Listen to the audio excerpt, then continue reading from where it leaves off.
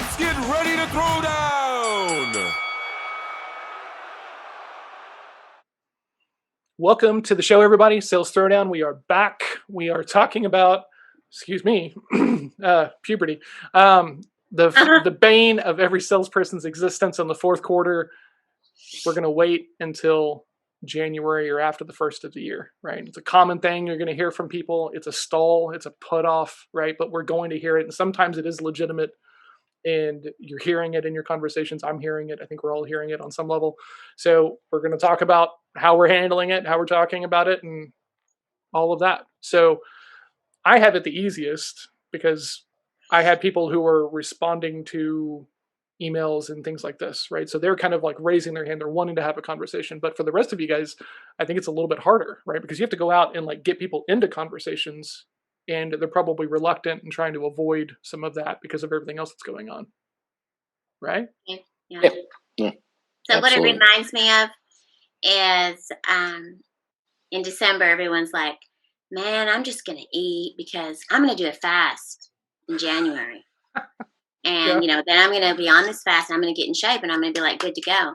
And in my brain, and sales the same thing, well, I'm just going to wait because right now, it's kind of downtime and we're going to start afresh. And that's baloney because you're either going to take care of yourself. You either want to improve your business. I mean, I'm in there for the sale to improve your business. So you're telling me you're going to delay improving your business or whatever it is you're going to delay. Delay is just a wimpy way of saying, I don't want to do this because it's going to be a little bit of a change and difficult. So I'm going to put it, and that's baloney. I just today I was talking to somebody and I was just like, okay, so we're going to improve your business. Things are going to be better in this area. And well, what about this? I mean, people love to act like the solution is let's put it off. Let's not eat the pie today, or let's eat the pie today and not, whatever. It's the procrastination of it is just the biggest excuse of stupidity. And I know that sounds not very nice for an S, but man, it's the truth. Like, don't listen to that and try to identify. The problem with sales is that you drink, to use Al's phrase, you drink their Kool-Aid and you go, okay, all right, gotcha. Okay, yeah, let's wait. That's baloney. Like, tell them the truth. Tell them really what they're doing. I mean, I about want to do that every time I talk to someone because people do it across the board. I guarantee each one of you right now you can think of someone that does that same little scenario of, well, this isn't a really good time for me. Well, I'm sorry, you're either going to improve today or you're not. Damn, just out of the gate, Nan coming in hot.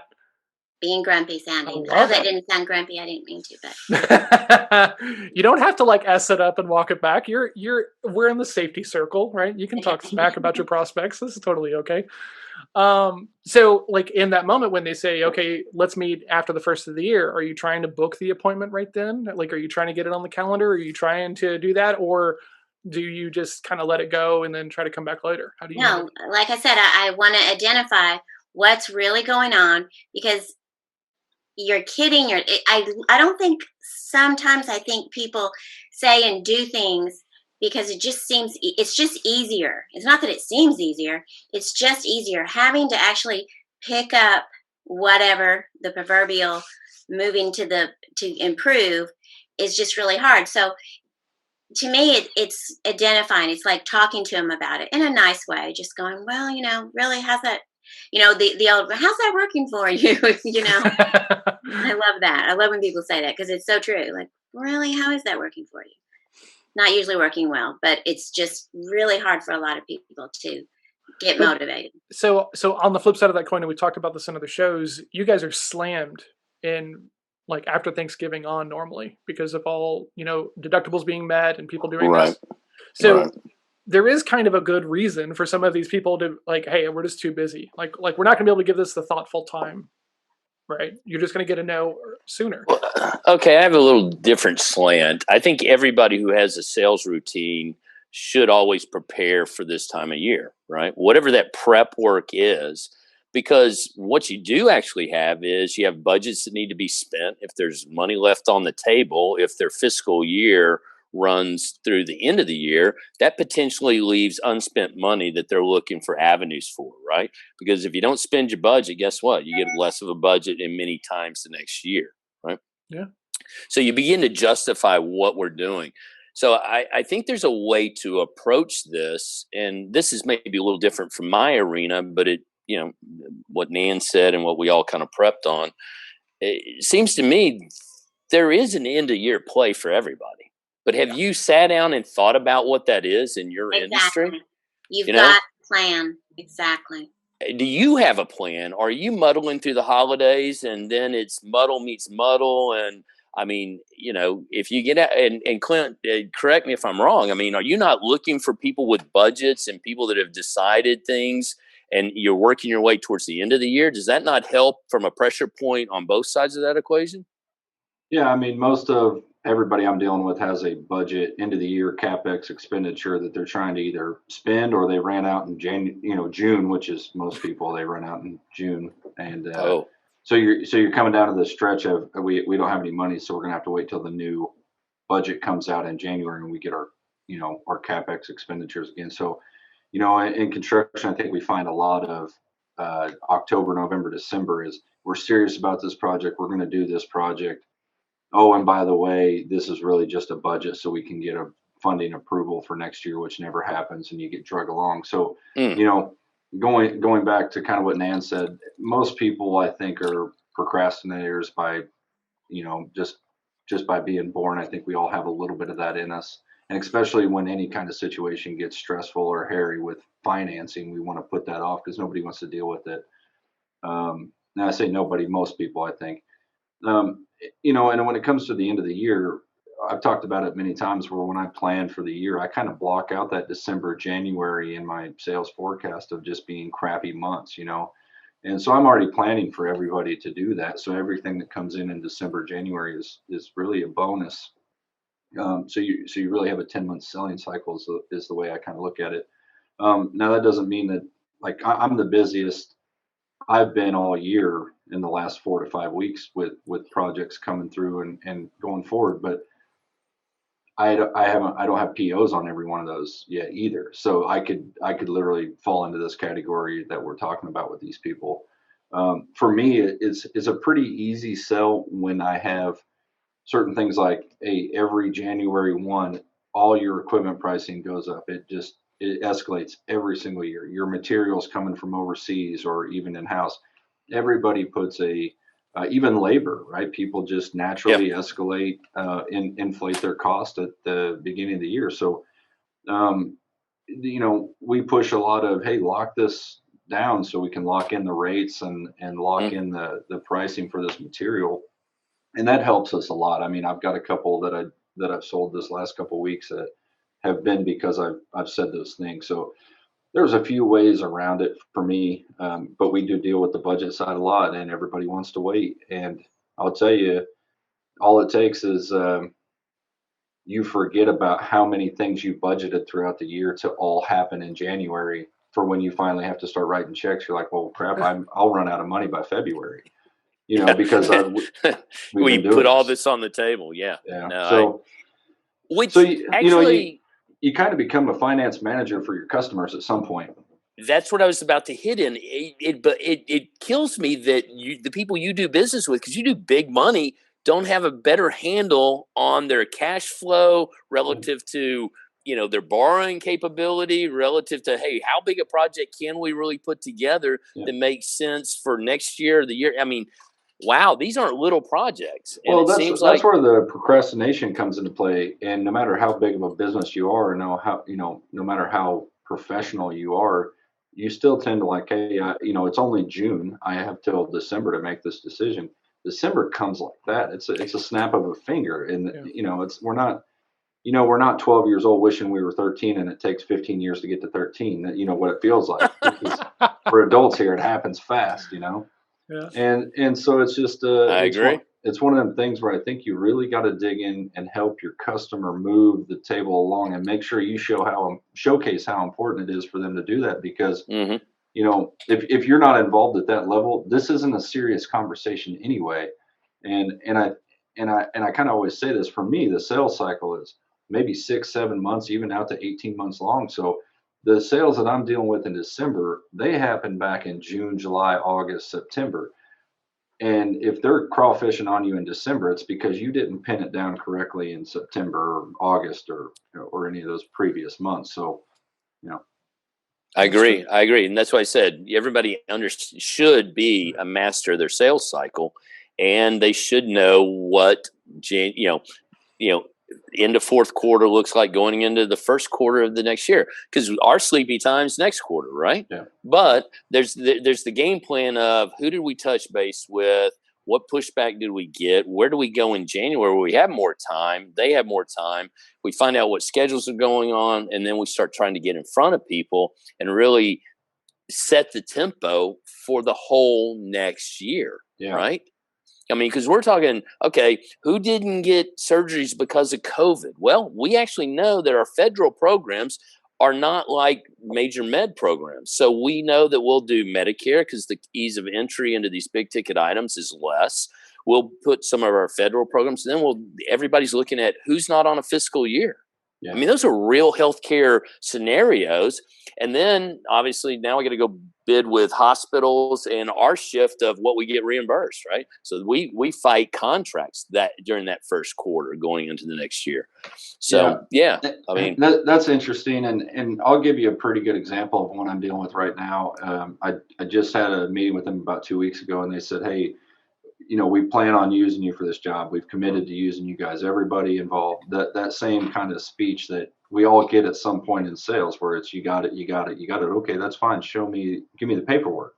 Oh, I can't give you the paperwork. So it's as good as a no in my book. And that happened to me. I've been working on a project, just like 6-7 months, just digging through the details and having meetings on meetings, and to the point of almost giving away a lot of free consulting at some point that they could just back out and go use somebody else. And one of their reasons that they hadn't cut the POs yet is because they can't bill until April of next year, because to your previous point, Doc, of not understanding their own finances, these guys understand it to the point where they know exactly the day they can bill it 5 months from now.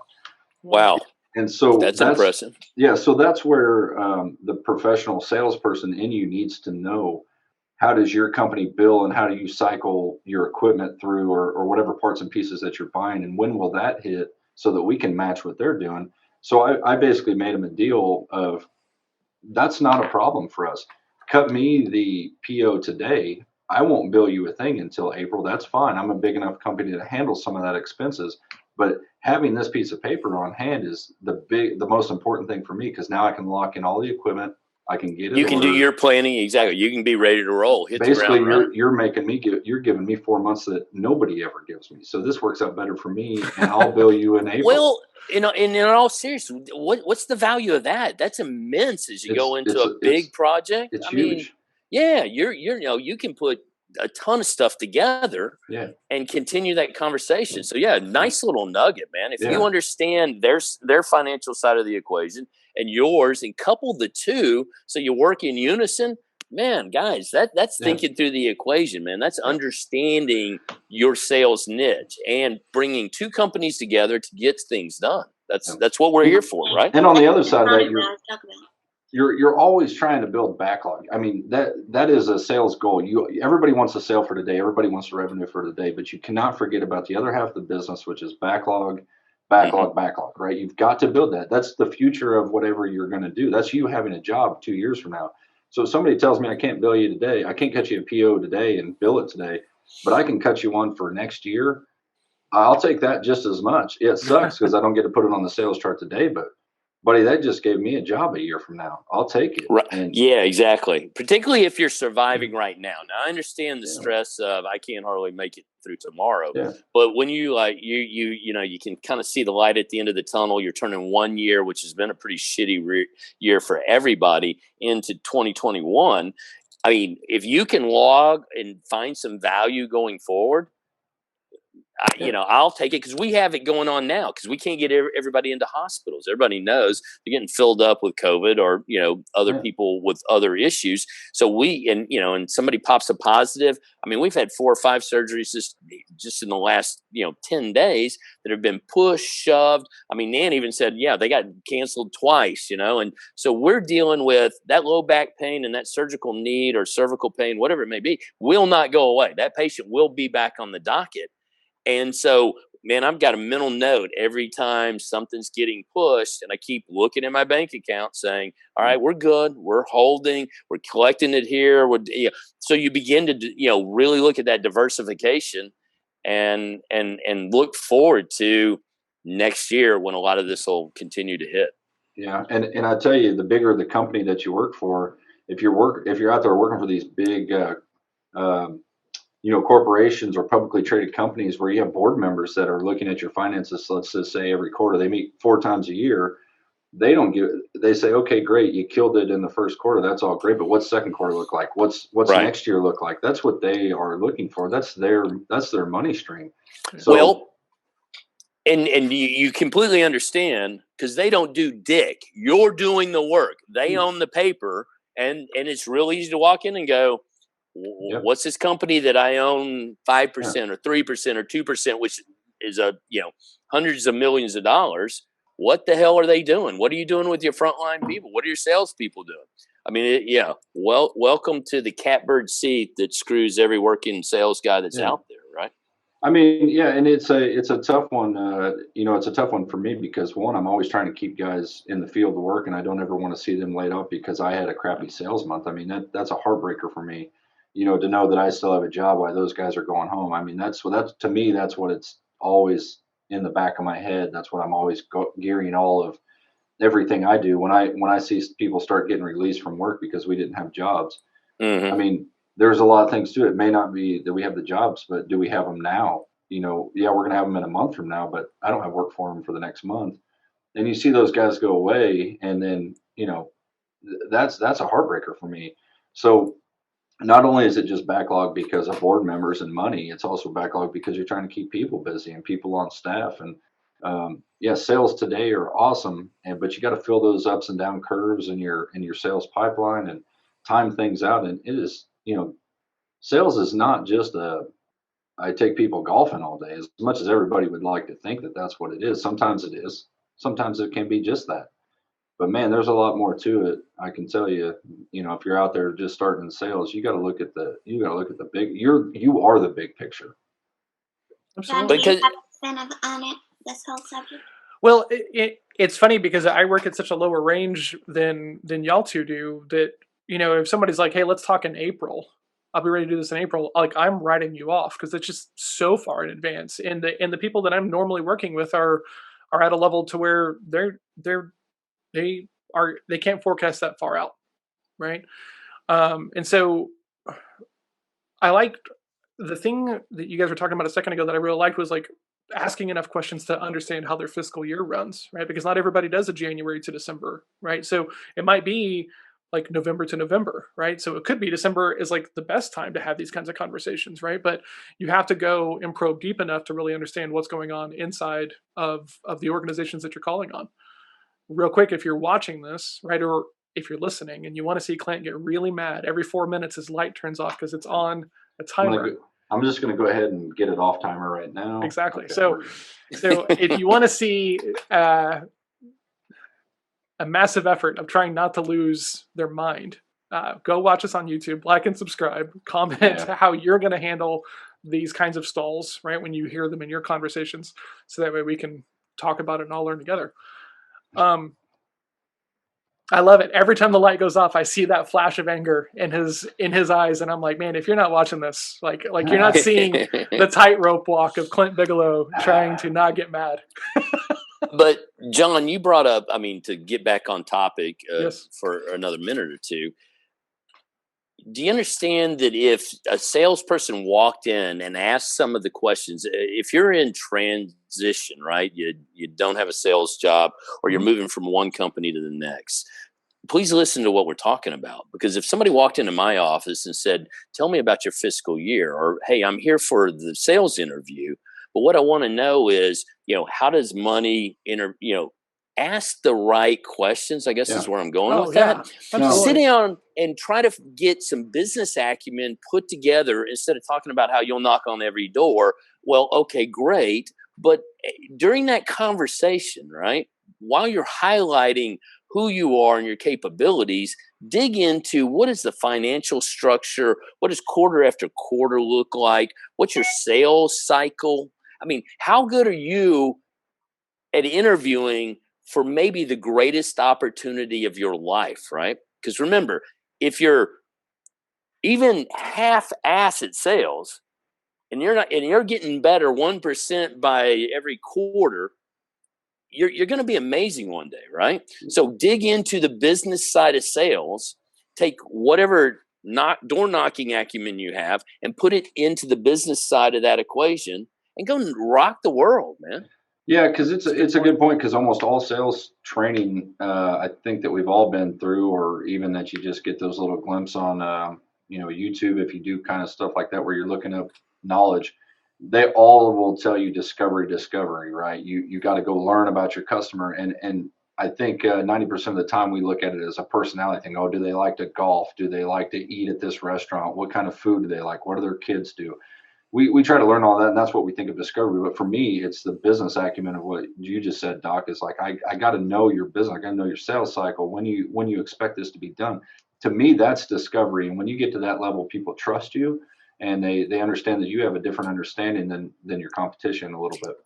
And I'm not even talking, again, you hit on a good point. That would be whoever you're selling to. I'm talking about whoever you're interviewing with, right? Am I with IBM? Am I with Microsoft? Am I with a real estate company? Am I with a construction company? What do those cycles of revenue look like? And guys, you get on Google, you can find out anything before you go to your next interview. If you're looking at, hell, I'm about to be like no unemployment, I got to really hit the streets again and find something to sell. Well, if I was selling hot dogs, I'd figure out what the biggest month of hot dog sales was, right? And I would look at like other trends. I would assume it's spring and fall and not the middle of August in Dallas Fort Worth. Yeah, you can make an assumption, but think through that equation as you sit before maybe your next sales manager or an RVP that's hiring you in, and be able to chew the fat on their economics of their business. Yeah. Right. And people like that love to explain. Oh, They you don't love have to. it, right? If you just ask a question, they'll run it at you. Then the listening skills come in, right? Yep.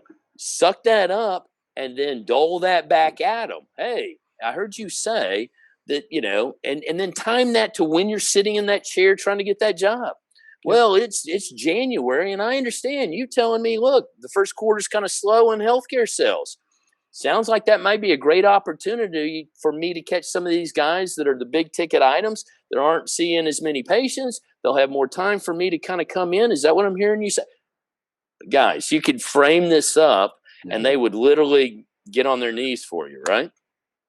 I love that we have kind of pivoted to this idea of like if you're trying to do like a job change, right? Because when you can show up and you can ask those kinds of questions with the person that you're interviewing with, and you're trying to get that depth of like understanding about like what the role is and why other people have struggled and what do the successful people do and what kind of stuff are you running into, because you've got that level of curiosity because you want that clarity. It also kind of just informs this person that you're interviewing with it. I mean, if they're savvy, that you're going to be doing that same kind of process with your clients. Well, and let me put a little bit of a break on that. If you're sitting in front of a high D, you need to ask him what he expects out of his best performer given this time of year, and what his sales cycle, and just simply say, what's your lead dog? What do you want out of him? And I don't know if this is the upside, and bring that cycle in a real like subservient way, right? And drop it on him that you're talking business cycle and what do leaders do during the down times, because we can all figure it out for the up times, right? Yeah. So keep that in the back of your mind. Don't overplay that hand. You're not the whiz kid. You don't know shit about their business. So don't come in and tell them how the cow ate the cabbage. Ask them pertinent questions and let them tell you, so you know that where the expectations are sitting. and then walk into being able to fulfill them, or run like hell because you can't do it, and you're going to be busted out and end up with another job search on your hands.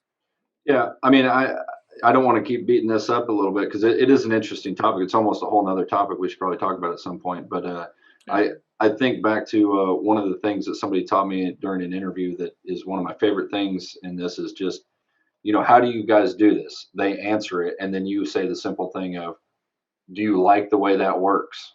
And they're going to tell you so many things. And you just listen, right? And you do the same thing with your customers. Okay, how do you do it now? Do you like the way you do it now? No, I hate the way I do it now. Okay, how would you like to see it done? I mean, they're telling you everything you need to know to do the job that they're hiring you to do. And you can do that in sales. You can do it in an interview. You can do it so many different ways. That second question, right? Hey, would it make sense to chat? Maybe in January. Okay, when in January? Right? That second question. How do you guys do that? Well, we do it this way. How's that working? Well, we don't really like it, right? It's always the second question that you actually solidify your footing as to who you are and why you're there. It's a good point. Because these salespeople that is a great point, who were just so hungry for like any opportunity, then they don't ask that question, right? Because if they hear something that works in their favor, they just jump on it, right? And trying to sink their teeth in, and they don't have the right footing. They don't have enough knowledge, and you look like a salesperson. So it's really easy to ignore you and treat you like a salesperson. But when you can ask that second question, right? Can we talk about budget? Sure. Like in round numbers, what do you think this looks like? Yeah, $25,000, right? If that fits your budget, like don't start fist pumping yet. Okay, how'd you come up with that number? Right? Like the salesperson who just wants to make a sale doesn't ask that question. The person who wants to understand the expectations and the deliverables and what a success really look like and all these things, which is what your clients really want to be on the same page with you about. Like, because you know what they begin to think, this guy really wants to make sure his product fits me, right? I mean, you get a little bit of that where, all right, the guy's asking, I'm feeling comfortable talking to him more about what my needs are so that we make sure this is a good deal. Yep. And at that point, you can actually use that whenever they kind of, hey, my intent here is to understand, is this the best fit for you? Yeah. And I hear this a lot because I so many people have been through so much leadership training and sales training at this time, and there goes that damn line. Here it is, 4 minutes on the dot. I'd take a deep breath on that one. Hey, Clint, do you find that disruptive? Yeah, a little bit. Right. So I do run into this every once in a while where a guy will stuff that question, though, those second questions of, well, you tell me, you're the professional, or you tell me, you're the one that's going to be handling this. And there's a lot of ways to handle that answer. Oh, yeah. And to be honest with you, that playing dumb is just one of the best ways to keep that ball rolling down the hill. Don't give them one, because you're going to run into free consulting instantly. You're going to give into free advice. You might even say the wrong thing that they don't want to hear. So exactly. So asking that second question, I agree, John, is hugely important. It's one of the biggest nuggets I think I've heard yet in a while. So, but when that question gets stuffed by probably, if I had to guess, a high C or a high D is going to get stuffed by technical knowledge and just, hey, you tell me, Mr. Big Sales Guy. You got to really be ready for that, because it's going to happen. It's not all going to play out in this playbook. So absolutely not, right? And the way that I think about it is, like, if you're getting that kind of response, you don't have any trust yet. Yeah. When you tell me, you're the expert, okay, we got to go back. And rightfully so, because you're probably in some beginning conversations. Yep. Yeah, you didn't get it done. Either bonding and rapport was lacking. You rushed something. Own that, right? Yeah. Do not run from it, because it's a valuable lesson. Well, and they might be 100% right. They might actually be serious about saying that statement of, you're the professional, you tell me, and I'll say, okay, just cut me the PO and I will tell you how I'm going to do it all. I just make that kind of you can say, yeah, exactly. Humor throws in there a little bit. Hey man, just come in the PO, I'll tell you all about it. And then you just kind of stare at it. I love how lightweight that is. Yeah, But I mean, it's I do also it all just the kind of time. like, See, I didn't get it till you said it the second time, and Yeah. now I was Yeah, like, me I neither. mean, wow. I man, said that was- I even was put like, it in I bam. put it in emails all the time. Hey man, That just went like, whenever you're ready, cut me that PO. I'll tell you all about it. I love that. I love Yeah. it. I love it. I caution anybody who's a novice and doesn't, own those. Don't try that one at home without supervision first, right?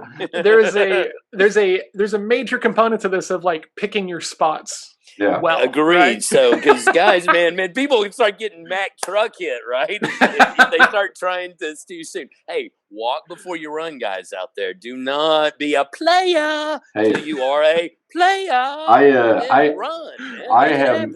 absolutely. I've made a living out of those one-liners, man. When knowing when to jab those and pull out, man. I've made a living out of it. A good friend of mine, actually, Clint, you met him, Brandon.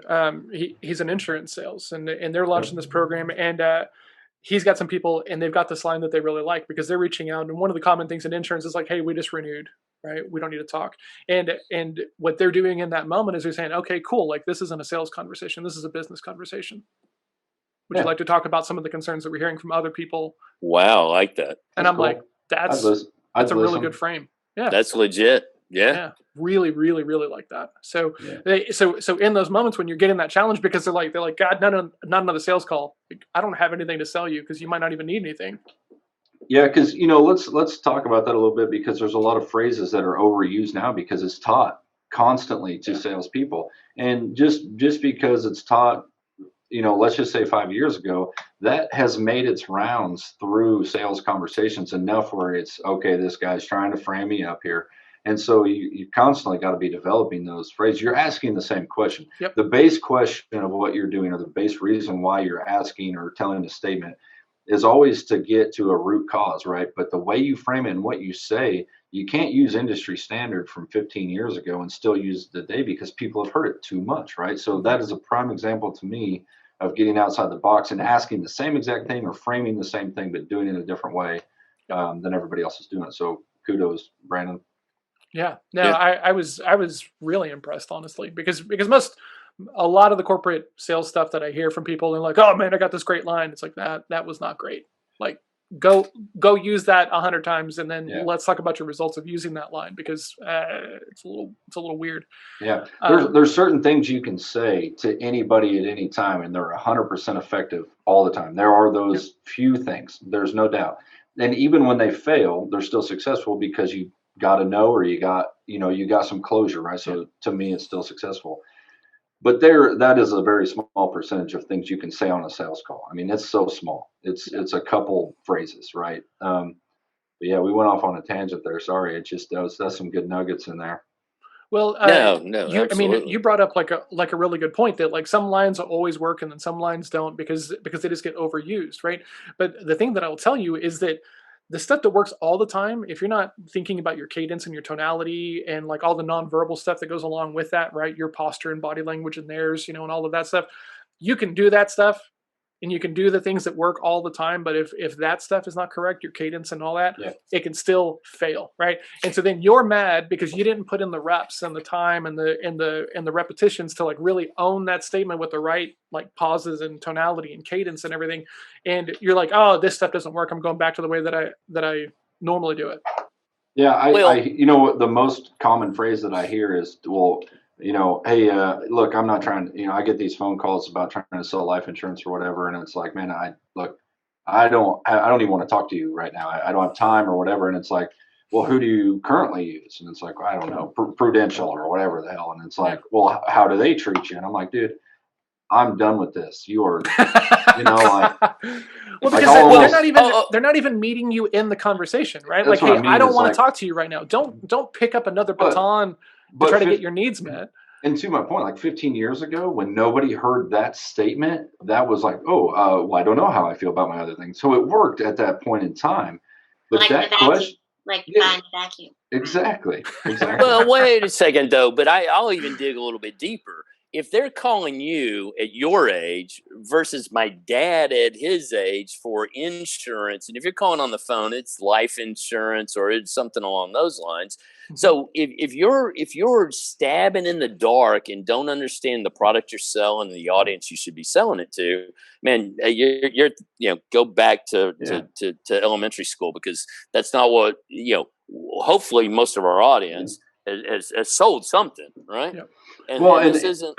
And I've been sold, man. I'll tell you, I've had people in the last couple of years hook me up with some life insurance policies and stuff, because they start talking about your kid's future and all that stuff. And I'm like, man, you know what? Absolutely. You got a good point. Like, as much as I don't want to put that money aside right now, I think you got a good point. Let's do this. Hey, since your policy is over this umbrella, I need you to go take a blood test. Nope. You just fucked up the wholesale. I'm out. It just.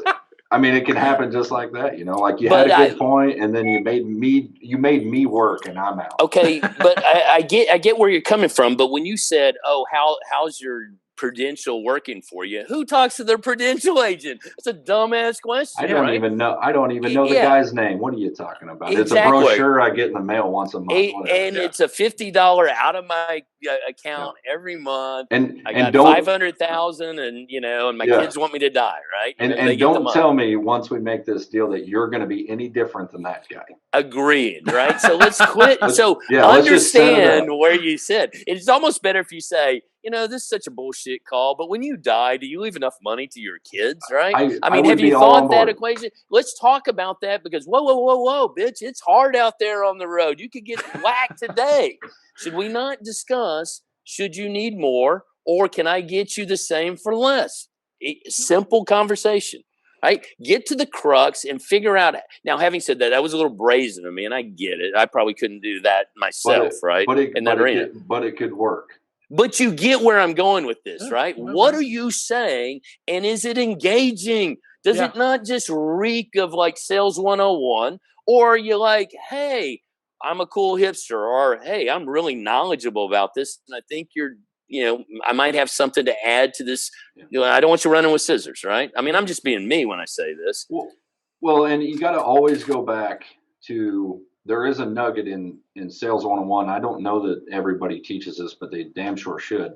If you have a product and somebody needs it, it's a pretty easy sale, right? So if you have something and somebody needs it, I mean, this conversation should go pretty damn easy if you're confident in what you have and you're confident that they need it, right? Mm-hmm. It's when you're trying to sell something to somebody that doesn't need it or doesn't want it, that's when we start playing all these tricks and we start trying to do all this stuff.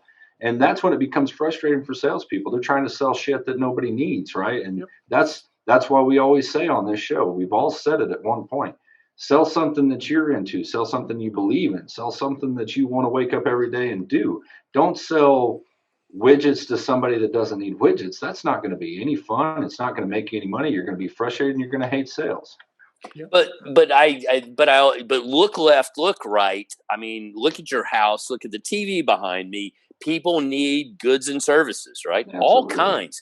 Find who's buying Toshiba TVs, or who buys those items, right? And then qualify, right? Absolutely. I mean, otherwise you're on the Jordan Belfort rule of thumb in sales, where you're going to knock on 6 million doors until you sell it. And if that's your bag and that's that's who that guy is, that's what he wants to do. Go get it. I'm not that guy. I'm not going to do it. Yep. And agreed. Yep. I'm the same. It's funny. There's another sales consultant coach, right? And we're connected on Facebook, and his approach is completely opposite of mine, right? He loves to get in there and brag about how he followed up with a guy for a year and then he closed. And I'm like, and his whole thing is like, treat every lead like you bought it. And I'm like, man, that's a whole bunch of terrible pressure, in my opinion. But he's optimizing for something different, right? His big braggable moment is that he closes all these deals, no matter how long no. Okay, cool. I get that that's what you want. Like, I'm trying to optimize for something else, right? I want easy conversations. Hey, I have that guy on my team. That guy. Oh, well. I mean, I have, we have I think he's 62. He's been doing this 30 something years, and he's been doing it that way for 30 years. And if a bid comes in his door, qualified, unqualified, doesn't matter. He thinks we should bid this thing because you can't win it if you don't bid it. That's his mentality. Yeah. And now he has a proven sales record. It's the hit ratio is so low I can't even fathom that he's on. It kills me. It's like, God, if you really looked at all the stuff you do, it's like a 1% hit ratio. It's not even worth me talking about. But at the end of the year, that 1% hit ratio doesn't matter because dollar bills come in the door. Yep. So if we got to do a bunch of work to get $6 million, at least I can project that. At least I know, that I have to do X amount of projects for him to be successful in the year and staff accordingly or get rid of, one of the two. But, there is no one way. Clint, you just put a big chalkboard in his office and you talk to him, then you rub your fingers and you go, wow, I feel better now. Yeah. No, I what I would tell him, which I probably do daily, and we get along pretty good. I would say that sound on the chalkboard is what you are to me, bud. Oh man! All right, so we're at time. Let's go out on that. So just real quick, right? Any nuggets, any takeaways from this episode, either talking about dealing with fourth quarter or any of the other stuff we talked about? Let's start with Clint. You got anything? No, there was a ton of different topics in there. You could probably break it up into about 4 episodes, which is fine. We go back to the original conversation of fourth quarter stuff. You got to plan accordingly, and you got to know what people's cycles are, even especially your own. Get to know yours first, right? If you need sales in December, then you need to plan in June for those sales in December, because if you're dealing with them right now on December 10th, is the day we're recording here. If you're dealing with sales, trying to close these and find them before December, chances are not happening, bud. Yeah. So plan accordingly, I guess, is probably my nugget for that one. Okay, awesome. Al? Well, if you have a book of business, any sort of business, you should be out and about this time of year, saying hi to those clients, closing out the year, talking to them. Along the way, be looking at what next quarter should look like. Be looking at whether you need new light switches in your fucking office. Be planning accordingly, right? So you're not disruptive to the other people in your sales group, Clint. No. You're going to be. It's a great time to get back in front of some people along the way. And even you proposed that you should talk next year. I mean, that little nugget went, hey, I know it's Christmas. You probably don't want to talk about sales right now. Could we schedule something in January if that works for you, right? Yeah. So you can start, always be selling. I mean, that's a cliche, but it's a real sense of get your reps in this month, understand your sales cycle. Clint said it better than I could about that aspect of it. But if the social and our social calendars are probably destroyed right now. But in lieu of that, maybe, get back and visit your clients and set the tempo for next year.